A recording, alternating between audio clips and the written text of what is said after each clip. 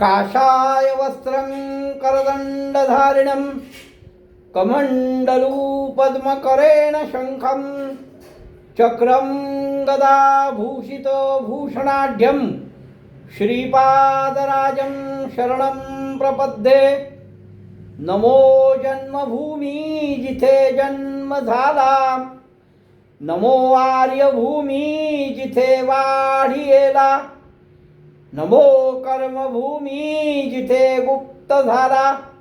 नमस्कार माझा सद्गुरु दत्तात्रेयाला, अवधूत चिंतन श्री गुरुदेव दत्त। साधकांनो, काल आपण बघितलं त्या ब्रह्मराक्षसाला त्याचे 25 जन्म आठवले। त्यांनी वामदेवाची प्रचंड स्तुती केली। वामदेवानी त्याला नंतर सांगितलं की हे सगळं ज्या भस्मामुळे घडलंय ते भस्म किती श्रेष्ठ आहे हे फक्त भगवान शिव जाणतात, आणि म्हणूनच ते सर्वांगाला भस्म लावतात। तुला जर या भस्माविषयी काही जाणून घ्यायचं असेल तर मी तुला एक दृष्टांत सांगतो। आणि असं सांगून वामदेव त्या ब्रह्मराक्षसाला दृष्टांत सांगायला सुरुवात करतात। ते म्हणतात, विप्र एक द्रविड देशामध्ये एक ब्राह्मण होता। द्रविड देशामध्ये एक ब्राह्मण होता, पण तो ब्राह्मण कसा होता? आचारहीन। काय संध्या बिंध्या, पूजा अर्चा, मंत्र हे काहीही करायचं नाही। विप्र एक द्रविड देशामध्ये जो एक ब्राह्मण होता, आचारहीन परियेसा, सदा रत शूद्र स्त्रियांशी। हा स्वतः ब्राह्मण आहे, पण शूद्र स्त्रीशी हा नेहमी संपर्क करायचा। कर्मभ्रष्ट। आता ब्राह्मणाचं कर्म काय आहे? स्नान संध्या करावी, जप अनुष्ठान करावं, ईश्वरार्चन करावं, पण हा कर्मभ्रष्ट होता। कुठल्याही प्रकारचं कर्म आचार हे याला नव्हते, कर्मभ्रष्ट होता। बर, याला सगळ्यांनी समजावून सांगितलं होतं, पण तो ऐकत नव्हता। शेवटी समस्त मिळून विप्र याती, सगळे ब्राह्मण एकत्र झाले की आता काय करायचं? हा कर्मभ्रष्ट आहे, हा आचार पाळत नाही, हा व्यभिचार करतो। मग समस्त मिळून विप्र याती, सगळे ब्राह्मण जाती एकत्र झाल्या। तया द्विजा बहिष्कारिती, आणि त्या द्विजाला, त्या ब्राह्मणाला बहिष्कार केला की आता ह्याच्याशी कोणी ब्राह्मणांनी संबंध ठेवायचा नाही, याच्याकडे लक्षही द्यायचं नाही। बरं, त्याचे आई वडील, आप्त इष्ट बंधू या सगळ्यांनी सुद्धा त्याचा त्याग केला। समस्त मिळून विप्र याती, तया द्विजा बहिष्कारिती, माता पिता दैज गोती, त्यजिती त्यासी बंधुवर्ग। भावांनी पण ठरवलं, आता सगळ्या ब्राह्मणांनी ठरवलं आहे, आणि हा काही वागतच नाही, ऐकतच नाही। त्यामुळे याच्यापासून लांब असलेलं बरं, म्हणून सगळ्यांनी त्याच्यावर बहिष्कार टाकला। येणे परितो ब्राह्मण, आणि अशा प्रकारे तो ब्राह्मण प्रख्यात झाला। काय म्हणून? आचारहीन, दुष्ट प्रवृत्ती, आचारहीन, कर्मभ्रष्ट, म्हणून तो प्रख्यात झाला। आणि मग आता सगळ्यांनी माझा त्यागच केलाय, सगळ्यांनी माझ्यावर बहिष्कारच केलाय, म्हणून त्यांनी एका शूद्र स्त्रीशी विवाह केला। येणे परितो ब्राह्मण प्रख्यात झाला आचारहीन शूद्रिणी ते वरुण होता काळ क्रमुनिया. बरं, आता सगळ्यांनी माझा त्याग केलेलाच आहे. मग त्यांनी शूद्र स्त्रीशी विवाह केला आणि तो आपला काळ क्रमत होता. असा हा दुराचारी पापी ब्राह्मण कर्मभ्रष्ट आहे. म्हणून दुराचारी पापी. बरं, आता हा कर्मभ्रष्ट असल्या कारणाने, वेदविद्या येत नसल्या कारणाने, ब्रह्मकर्म करता येत नसल्या कारणाने आपला उदरनिर्वाह हा चोरी करायचा. तस्कर विद्येने उदरभरी, चोरी करून आता विवाह, शूद्र स्त्रीशी विवाह केला आहे, संसार करतो आहे. मग संसार करण्याकरता, उदरनिर्वाह करता काहीतरी पाहिजे. मग ब्रह्मकर्म तर येत नाही, आचारहीनता आहे. पुन्हा ब्राह्मणांनी वाळीत पण टाकलाय. मग तस्कर विद्येने उदरभरी, ऐसा पापी दुराचारी तस्कर विद्येने उदक भरी. आपल्या तस्कर विद्येने, चोरीनी आपलं पोट भरायचा. अनेक स्त्रियांशी व्यभिचारी, शूद्र स्त्रीशी विवाह केलाय, पण तरीही अजून ज्या काही स्त्रिया असतील त्यांच्याशी सुद्धा हा व्यभिचार करायचा. उन्मत्त झालाय. त्या दुर्जय राजासारखा हाही उन्मत्त झालाय. वामदेव त्या दुर्जयला हे सगळं सांगतोय की बघ, भस्माचा महिमा कसा आहे ते ऐकतो दृष्टांत. तर हा उदरभरण करण्याकरता तस्कर विद्या करायचा आणि अनेक व्यभिचार करायचा. एक दिवस असं घडलं की तो एका स्त्रीकडे गेला व्यभिचारा करता आणि त्या स्त्रीकडे गेला तस्कर विद्या करिता निशी. व्यभिचार करून झाल्यावर चोरी करत असताना रात्र झाली आणि त्याला एका शूद्राने मारलं. वर्तता ऐसे एके दिवशी गेला होता व्यभिचाराशी तस्कर विद्या करिता निशी. वधिले त्यासी एके शूद्रे, एका शूद्राने, हा चोरी करायला गेला असताना एका शूद्राने याला मारलं, याची हत्या केली. वधुनिया विप्रासी, त्याला मारलं, ओढून नेले तेची निशी. त्याला ओढत ओढत त्याच रात्री गेलं आणि गावाच्या बाहेर फेकून दिलं.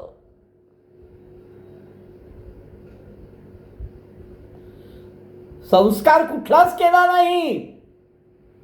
त्या शूद्राने त्याला मारलं, रातोरात त्याला खेचत गावाच्या बाहेर नेऊन टाकलं. टाकिले बहिर गामेसी अघोर स्थळी परियेसा, जिथे कोणी नव्हतं, कोणी दिसणार नाही, कोणाला कळणार नाही. आपल्या हातून हे कृत्य घडलंय हे शूद्राला माहीत होतं. मग आपल्याला कोणी बघू नये, आपल्याला कळणार नाही म्हणून जिथे कळणार नाही अशा गावाच्या बाहेर त्याला फेकून दिलं. त्याला टाकताना एका कुत्र्याने बघितलं. देखोनी तया प्रेतासी, त्या कुत्र्याने त्या प्रेताकडे बघितलं आणि प्रेत खाण्याकरता म्हणून हे भक्ष आहे असं समजून श्वान कुत्रा तिथे गेला आणि त्या प्रेतावर बसूनच त्या विप्राचं, त्या प्रेताचं कच्च मांस भक्षण करायला लागला. कोण? कुत्रा. देखो नि तया प्रेतासी गेला श्वान भक्षा वयासी प्रेतावरी बैसोनी हर्षी क्षुधा निवारण करिता होता. तो कुत्रा त्या प्रेतावरच बसून, आता तिथे कोणीच नाही आहे, त्यामुळे आपली भूक भागवत होता. त्या प्रेताचं भक्षण करून, त्या प्रेताचे लचके तोडून तो कुत्रा आपली भूक भागवत होता. भस्म होते श्वानाचे पोटी. बघा भस्माचा महिमा इथे आणखीन कसा झाला बघा. भस्म होते श्वानाचे पोटी लागले प्रेताचे ललाटी. आता तो त्या प्रेताला भक्षण करतोय, त्यामुळे त्या प्रेतावर तो इथे तिथे बसतोय आणि असं बसला असताना त्याच्या डोक्याच्या तिथे बसला तर त्या प्रेताच्या कुत्र्याच्या पोटाला जे भस्म होतं ते त्या प्रेताच्या कपाळाला लागलं. भस्म होते श्वानाचे पोटी लागले प्रेताचे ललाटी वक्षस्थळी बहुवटी. अजून अनेक ठिकाणी छातीला, डोक्याला, हातांना लागले भस्म परियेसा. आता श्वान तर जसजसा खाणार आहे तसतसं ते श्वान फिरतं, त्यामुळे त्याच्या अंगावर जे भस्म होतं ते भस्म त्या प्रेताला लागत गेलं. प्राण त्यजिता द्विजवर. बर त्याला त्या क्षुद्राने मारलं, बाहेर आणून फेकलं, तेव्हा काही प्राण होता, पण हा कुत्रा खायला आला, लचके तोडायला लागला, त्यावेळेस प्राण गेला होता. आणि प्राण गेला म्हणून यमपुरीचे यमदूत, यमकिंकर, यमदूत प्राण त्यजिता द्विजवर नेत होते यमकिंकर. यमदूत त्याला नेत होते, नाना परिकरिता मार, त्याला मारत मारत नेत होते. कारण अनेक पाप केली आहेत त्याने. पहिले ब्राह्मण असून आचारहीन, व्यभिचार, तस्कर विद्या, अनेक कृत्य त्यांनी केली आहेत. मग यमकिंकर नेताना त्याला मारत नेत होते. कैलासपुरीचे शिवदूत, आता यमपुरीचे यमदूत त्याला घेऊन जात आहेत मारत मारत, आणि इकडनं कैलासपुरीचे शिवदेत, कैलासपुरीचे जे शिवाचे शिवदूत आहे ते आले. त्यांनी ते प्रेत बघून ते पण आले. का? भस्म सर्वांगी उद्भवित. अरे याच्या सगळ्या अंगाला भस्म लागलाय, मग याला हे यमपुराला का नेत आहेत असं ते कैलासपुरीचे शिवदूत विचार करत ते पण आले. आता यमपुरीचे यमदूत त्याला घेऊन जात होते. कैलासपुरीच्या शिवदूतांनी अडवलं. त्यांनी ते प्रेत बघितलं, या प्रेताच्या सर्वांगाला भस्म लागलेलं आहे. बर ते सर्वांगाला भस्म कसं लागलं? तर ते कुत्र्याच्या पोटाला लागलेलं भस्म कुत्रा त्या मांसाचं भक्षण करत असताना त्याला लागलेलं आहे ते. मग याच्या सर्वांगाला भस्म आहे, मग याला यमपुरीला नेता कशाला? अरे याते योग्य शिवपूर. यमकिंकर याला यमपुराला घेऊन जातात अहो याला तर याच्या सर्वांगाला भस्म लागलाय, याला योग्य असं शिवपूर आहे. केवी नेले ते यमकिंकरा. मग का नेलं त्या यमदूतांनी? शिवदूतांना राग आला की अरे याच्या सर्व अंगाला भस्म लागलाय, याला शिवपूरच आहे, याला कैलासपूरच आहे. मग याला हे यमकिंकर यमदूताकडे का घेऊन, यमदूत यमपुराकडे का घेऊन चाललंय? राग आला आणि ते यमदूतांवर धावले. शिवदूत यमदूतांना मारण्याकरता धावले. यमकिंकरा मारावया. अरे तुम्हाला कळत नाही?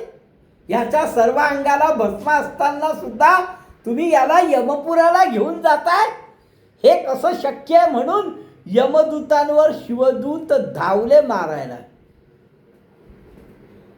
ज्यावेळेस शिवदूत मारायला धावले आहेत हे बघितलं, यमदूत तिथून पळाले. शिवदूत येता देखोनी यमदूत जाती पळोनी, तया द्विजाते सोडोनी. त्या प्रेताला, त्या ब्राह्मणाला, त्या व्यभिचारी ब्राह्मणाला यमदूतांनी सोडून दिलं. अरे या शिवदूतांचा मार कशाला खायचा, म्हणून त्या ब्राह्मणाला सोडून, त्याचं प्रेत सोडून ते गेले धावून, निघून गेले, पळून गेले. कुठे गेले? यमपुरा. ते पळून यमपुराला गेले आणि जाऊन सांगती यमासी, हे बघा तुम्ही आम्हाला प्रेत आणायला पाठवलं भूमीवर, तो पापी होता, दुराचारी होता, त्यांनी कधीही स्नान संध्या काहीही केलं नाही, व्यभिचार केला, चोऱ्या केल्या, हे असं सगळं पाप केलं असताना सुद्धा आम्ही त्याला घ्यायला गेलो होतो भूमीसी. अहो आम्ही भूमीला गेलो होतो आणि तो होतो पापियासी. त्या पाप्याला, त्या ब्राह्मणाला ज्याने अनेक कृत्य केली आहेत, अनेक दुष्कृत्य ज्याच्या हातून घडली आहेत, त्याला आणायला गेलो होतो. आणि त्याचं पाप कसं आहे? अघोर रूप. पापाचं रूप अघोर आहे, अघोर असं पाप केलंय. आणि तो होतो पापियासी, अघोर रूपे करुणिया. ते देखोन शिवदूत. आता तो पापी आहे, दुष्कृत्य केलेला आहे, सगळं आहे. मग त्याला आणायला आम्ही गेलो होतो की नाही? मग त्याला आम्ही घेऊन येत असताना शिवदूतांनी बघितलं आणि ते आमच्यावर धावले. हो का? आम्हाला मारायला धावले. धावता आले मारू म्हणत, आणि आम्हाला मारायला म्हणून धावले शिवदूत. आणि आमच्याकडनं त्या पाप्याचं प्रेत त्यांनी हिसकावून घेतलं. हिरोनी घेतले प्रेत, वधित होते आम्हासी. बरं ते प्रेत हिसकावून घेतलं तर घेतलं, पण आम्हालाही मारत होते. अहो तुम्हीच सांगितलं होतं ना पाप्याला घेऊन ये म्हणून. असं ते यमदूताकडे गाऱ्हाण करतायत. कोण? यमदूत यमाकडे गाऱ्हाण करतायत की तुम्हीच सांगितलं होतं आणायला, आम्ही गेलो होतो आणायला, त्याला आणत होतो, तो पापी आहे, दुष्कृत्य केलेलं आहे, आम्ही त्याला आणायला गेलो होतो, पण शिवदूत आले आमच्या हातून, त्यांनी ते प्रेत हिसकावून घेतलं आणि आम्हालाच मारायला लागले. आता आमच्या गती काय? तर आम्ही आता कधीही पुन्हा भूमीवर जाणार नाही, कारण आम्हाला शिवदूत मारतात. अशी विनंती यमाला केली. आता आम्हा काय गती, कधी न वधो त्याक्षिती, आम्ही कधी जाता त्या भूमीवर जाणार नाही, आम्हाशी शिवदूत मारिते. आम्हाला तिकडे गेलो की हे असं काही घडतं आणि ते शिवदूत आम्हाला मारतात. हे यमा बघ तू आता. यमदूता यमाला हे सगळं सांगतायत. आमची काही चूक नाही बरं, तुमचं ऐकून आम्ही गेलो होतो, पण शिवदूतांनी आम्हाला मारलं. बरं, खरंच मारलं आम्हाला. अहो, आमच्या हातातनं प्रेत हिसकावून घेतलं त्या पाप्याचं. ऐकोनी दूतांचे वचन, यमाने ते दूतांचं बोलणं ऐकलं. त्यालाही आश्चर्य वाटलं. काय झालं बा नक्की, असं काय झालं? तो तर पापी आहे, दुराचारी आहे, व्यभिचारी आहे, कधी चांगलं कर्म केलं नाही, कर्म भ्रष्ट आहे. मग त्याला हे सगळे आणत होते, तर हे शिवदूतांनी मध्येच असं का केलं? ऐकोनी दूताचे वचन, दूतांच्या तोंडून ही सगळी हकीकत ऐकली. मग यमाला जरा क्रोध आला, रागवला. यम निघाला कोपोन, गेला त्वरित ठाकून. बर, तो रागाने जो निघाला तो कुठे गेला? सरळ शिवदूतांच्या जवळ गेला. की नक्की काय आहे आपल्याला आता कळलं पाहिजे. म्हणून यम हा सरळ शिवदूतांपाशी गेला. यम म्हणे शिवदूतांशी, शिवदूतांना म्हटलंय, का मारलं तुम्ही? माझ्या दूतांना का मारलं? आणि ह्या पापाला, हा पापी दुराचारी दृष्ट याला आमच्या दूतांकडनं हिसकावून का घेतलं? आणि याला आता तुम्ही शिवमंदिरात, कैलासात का नेताय? काय नक्की काय घडलंय? अहो, हा पापी आहे, हा दुराचारी आहे, हा व्यभिचारी आहे, हा कर्मभ्रष्ट आहे. याला माझे जर दूत घेऊन येत असतील तर तुम्ही माझ्या दूतांना मारून याला हिसकून आणि शिवपुरीला घेऊन जातं. काय कारण? काय असं काय आहे? याचं पाप अतिशय प्रबळ आहे म्हणे. यम सांगतो याचं पाप भरपूर आहे. अरे, गंगेमध्ये जितकी वाळू आहे, काय उपमा दिली आहे बघा. त्या द्विजाच्या पापाची उपमा यमानी काय दिलं? तर गंगेमध्ये जेवढी वाळू आहे त्याच्यापेक्षा अधिक याचं पाप आहे.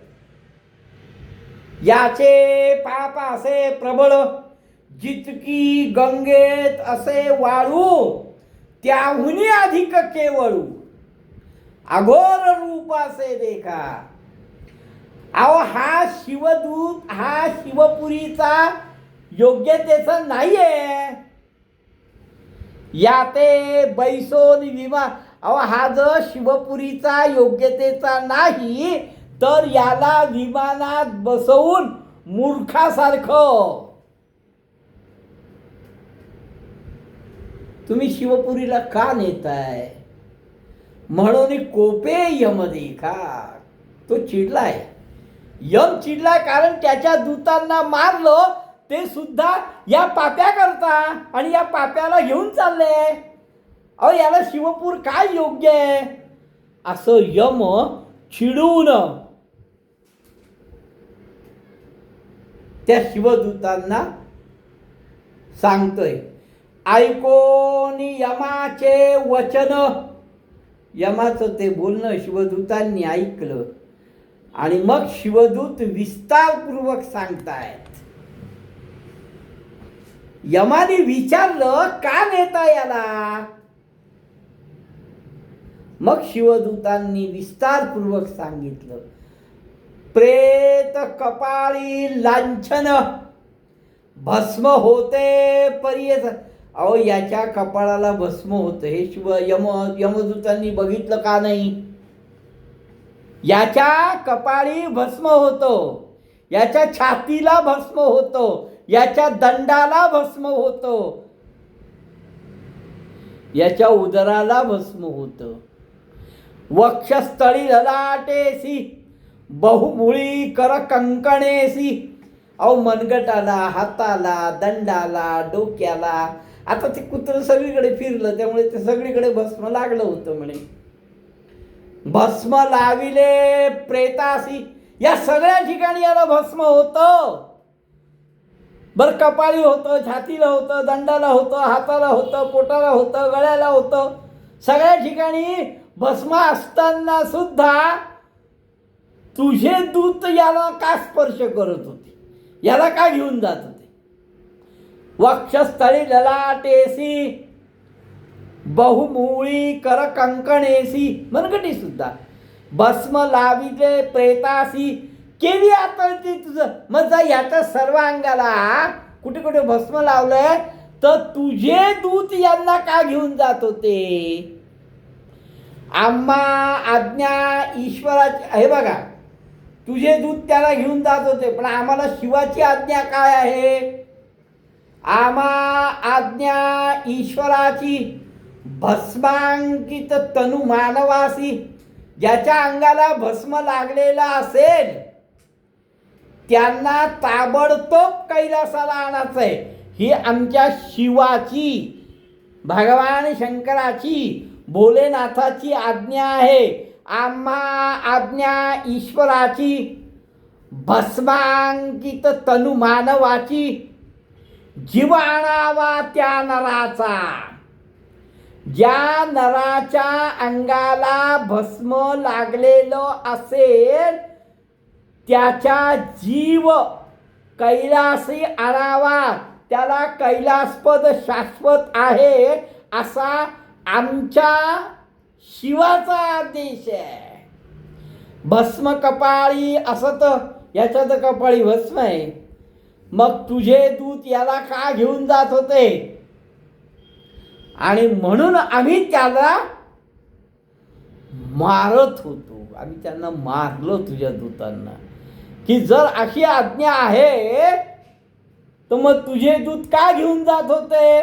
म्हणून आम्ही त्यांना मारलं. आता एक लक्षात ठेवा देवा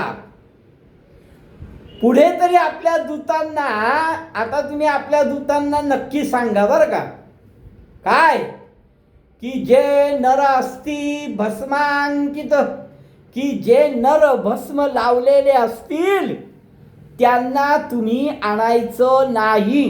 हे तुम्ही तुमच्या दूतांना बजावून सांगा.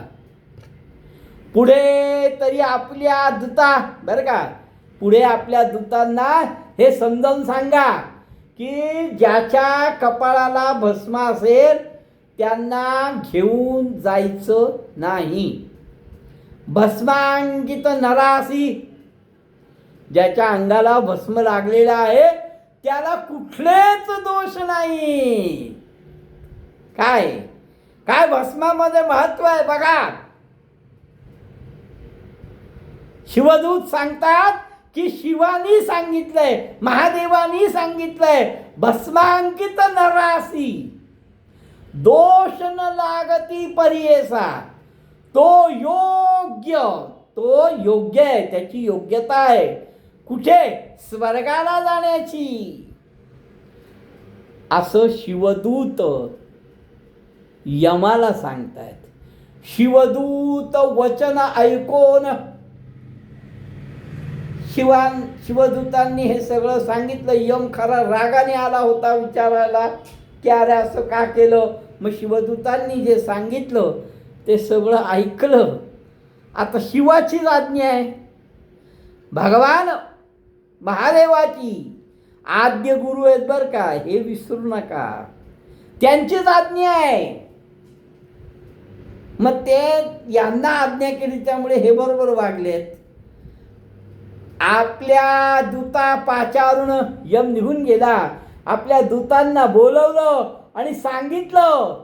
यम सांगे आपल्या दूता भूमीवरी जाऊनी आता तुम्ही जेव्हा केव्हा भूमीवर जाल तर ज्या ज्या लोकांनी भस्म लावलं आहे त्यांना तुम्ही कृपया आणू नका. हे सरळ यमाने आपल्या दूतांना सांगून टाकलं. शिवदूत वचन ऐकोन यमधर्म गेला परतोन, आपुले दूता पाचारुण सांग तसे परियेसा. यम सांगे आपल्या दूता भूमीवरी जाऊनी आता, जे कोणी असतील भस्मांकिता त्या ते तुम्ही आणावे.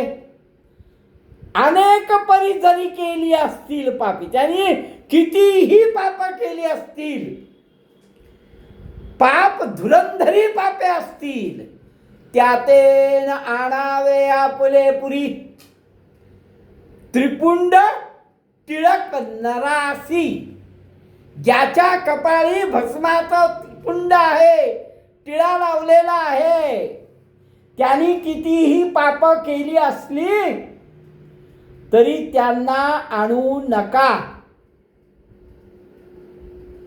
बर, रुद्राक्ष माळा सुद्धा ज्यांच्या गळ्यामध्ये असेल, त्रिपुंड लावलेला असेल, त्यांना तुम्ही आणू नका, अशी ईश्वराची म्हणजे शिवाची आज्ञा आहे. त्यामुळे लक्षात ठेवा. वामदेव म्हणे राक्षसाशी, वामदेवाने हा दृष्टांत राक्षसाला सांगितला आणि हा असा या विभूतीचा महिमा आहे. आम्ही लावितो म्हणून, आम्ही हा भस्माचा असा महिमा आहे म्हणून आम्ही आमच्या सर्वांगाला भस्म लावतो, जे देवादिकांना दुर्लभ आहे. देवादिकांनाही भस्म मिळत नाही. हे वामदेव त्या ब्रह्मराक्षसाला सांगतो. वामदेव अजून त्या ब्रह्मराक्षसाला काय सांगतो ते आपण उद्या बघू. अवधूत चिंतन श्री गुरुदेव दत्त.